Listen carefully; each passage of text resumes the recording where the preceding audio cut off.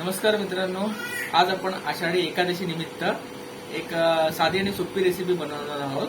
तर ती तुम्ही लक्षपूर्वक बघा आणि आवडली तर तुम्ही आज चाच बनवून ट्राय करा.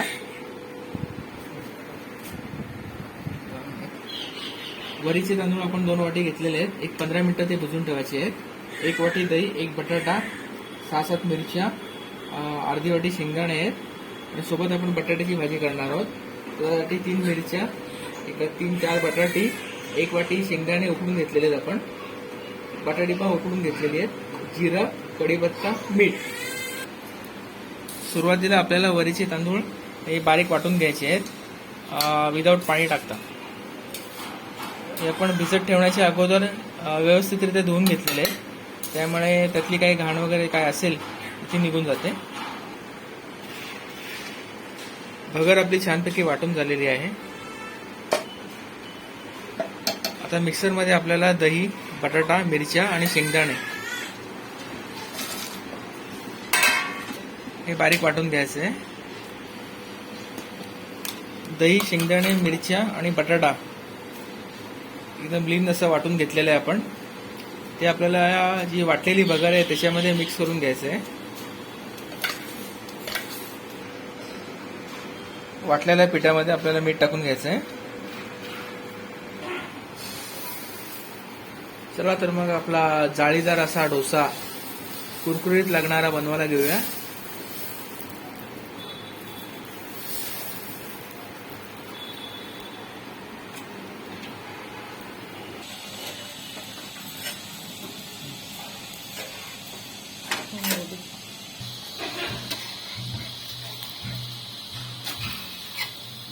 छानपैकी आपला जाळीदार डोसा तयार होत आहे. परत एक डोसा तुम्हाला काढून दाखवतो.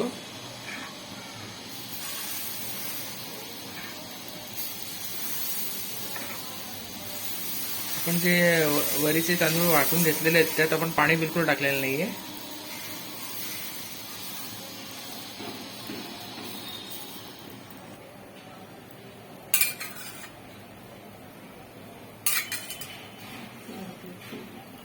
थोडा वरतून तेल टाकलेलं आहे आपण. तेलाऐवजी आपल्याला जर तूप वापरायचं असेल, साधूक तूप, ते पण आपण वापरू शकता.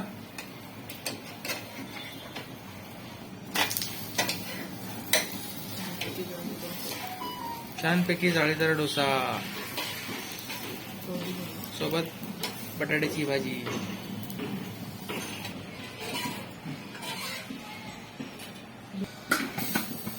बटाट्याची भाजी घेऊया बनवून.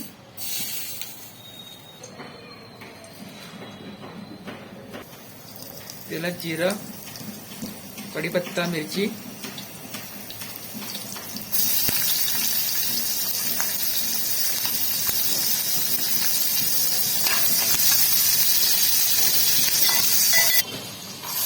शेंगदाणे, वरतून थोडा मीठ, तेलात फ्राय करू आपण. शेंगदाणे आपण उकडून घेतलेले आहेत.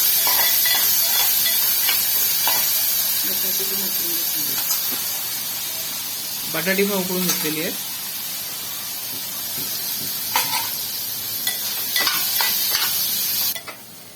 दोन मिनिटं आपण वाफ घेऊया. आपली भाजी रेडी, बटाट्याची भाजी रेडी होऊन जाईल.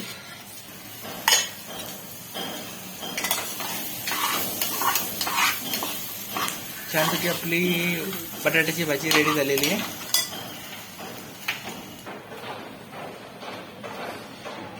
गरमागरम डोसा सोबत बटाट्याची भाजी सोबत दही.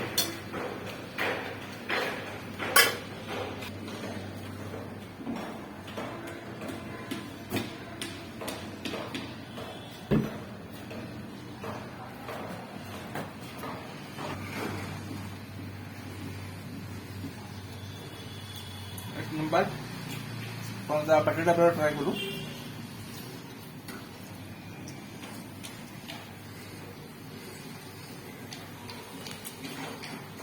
एक नंबर रेसिपी आहे मित्रांनो. तुम्ही रेसिपी नक्की ट्राय करा, तुम्हाला नक्कीच आवडेल. चॅनल लाईक, सबस्क्राईब करायला विसरू नका.